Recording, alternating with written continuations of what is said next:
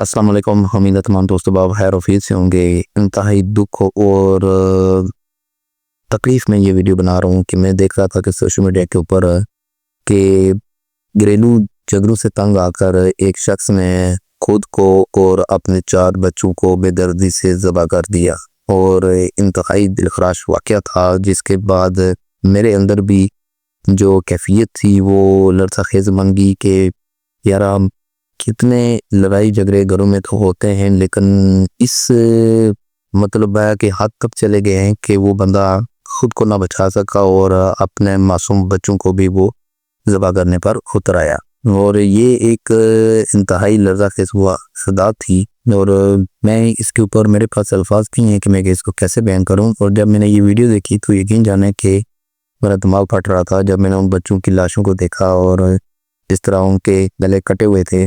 تو یہ بتایا جا رہا تھا کہ پہلے اس نے اپنے 4 بچوں کو، جس میں 2 بچی ہیں 2 بچے تھے، ان کو ذبح کیا، پھر اس کے بعد اس نے خودکشی بھی کر لی اور اس نے بھی اپنی جان دے دی۔ تو یہ نہیں کہ 4 بچوں پر مشتمل 5 افراد نے یہ اپنی جان دی، اور یہ نہیں کہ پورا خاندان ہی پورا تباہ ہو گیا، برباد ہو گیا۔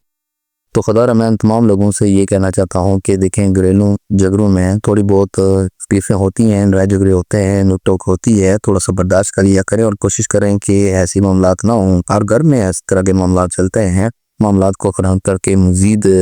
پیچیدگی پیدا نہ کریں، اور جن معصوم بچوں کی جانیں گئی ہیں ان کا ذمہ دار پھر کون ہے، اور یقیناً ایسے لوگ جو اپنے ساتھ بسنے والے لوگوں کو بلا وجہ کم کرتے ہیں، ان کے خلاف وہ سازشیں کرتے ہیں، ان کو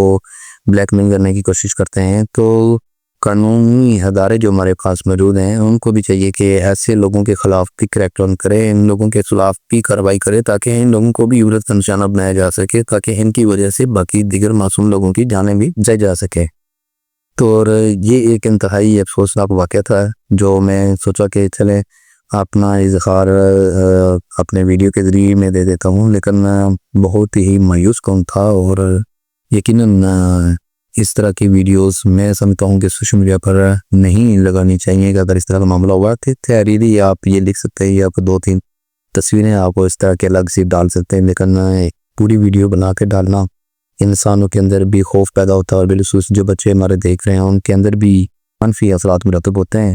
تو میری کوشش یہی ہے کہ، اور میں گزارش بھی کر سکتا ہوں کہ آپ کوشش کریں کہ اس طرح کی ویڈیوز کو سوشل میڈیا کے پر اپڈیٹ کرنے سے گریز کریں۔